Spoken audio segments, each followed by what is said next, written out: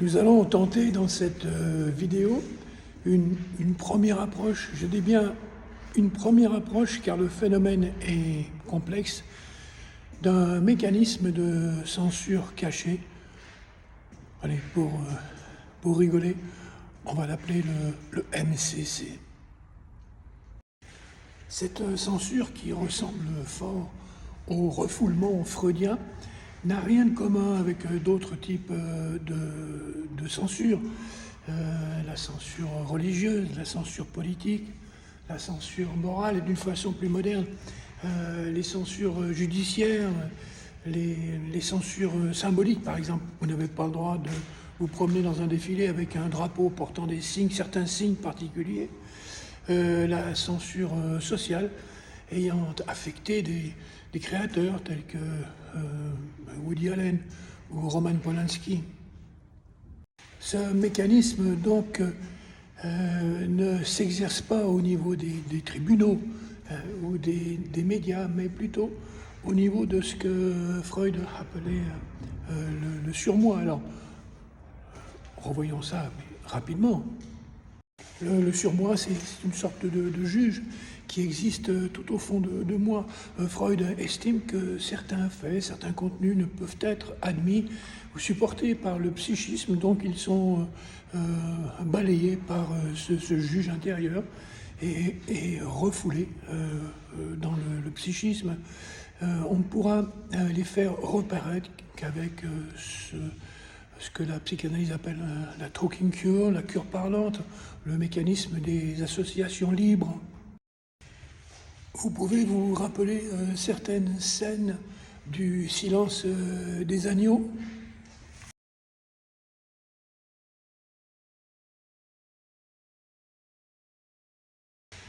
Vous pouvez vous rappeler certaines pages d'American Psycho de Bret Easton Ellis ?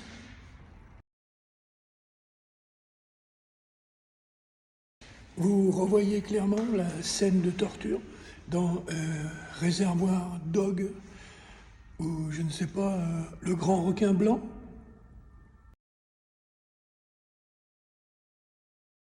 Ah, pas de souci, vous avez été choqué, heurté, mais Maître sur moi n'a pas mis en branle le mécanisme de refoulement. Votre homéostasie n'était pas en péril. Vous pouvez vous souvenir, vous ressouvenir sans problème de ces scènes. Elles ne vous rendent pas malade. Par contre, certaines œuvres disparaissent immédiatement du champ sélectif de la conscience. Quid des œuvres lues et immédiatement tombées des mains d'un membre de comité de lecture dans une maison d'édition.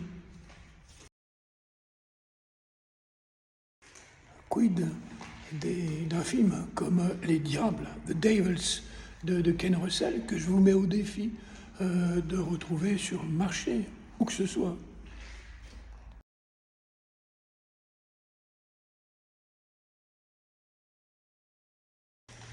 Quid du Don Juan de Molière, dont Marcel Bluval, en 1965, disait qu'il était encore dangereux de l'adapter au cinéma ou à la télévision.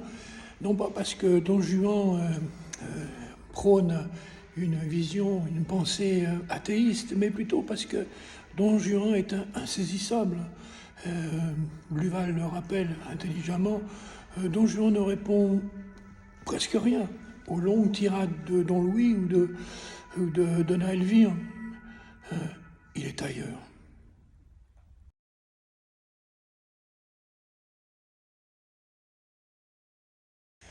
Et suivent de nombreux autres oubliés, refoulés par le MCC. La bête de Valérian Borowczyk,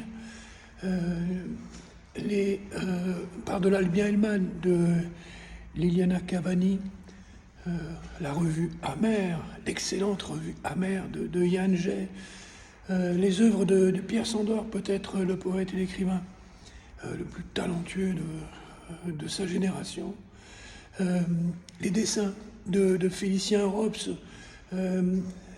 certains poèmes des Illuminations de Rimbaud. Dites, la liste est loin d'être exhaustive.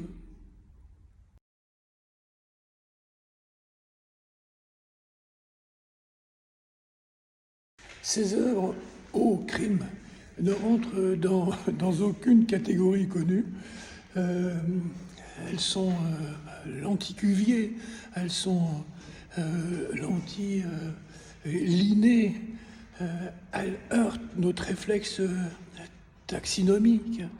Et puisqu'on ne peut pas les classer, ça c'est important, je pense, puisqu'on ne peut pas les classer, puisque notre cerveau ne sait pas quoi en faire, il va juger que ces œuvres, sans définition, sans ligne précise, sont de fait très éminemment dangereuses et elles vont être repoussées, refoulées, niées.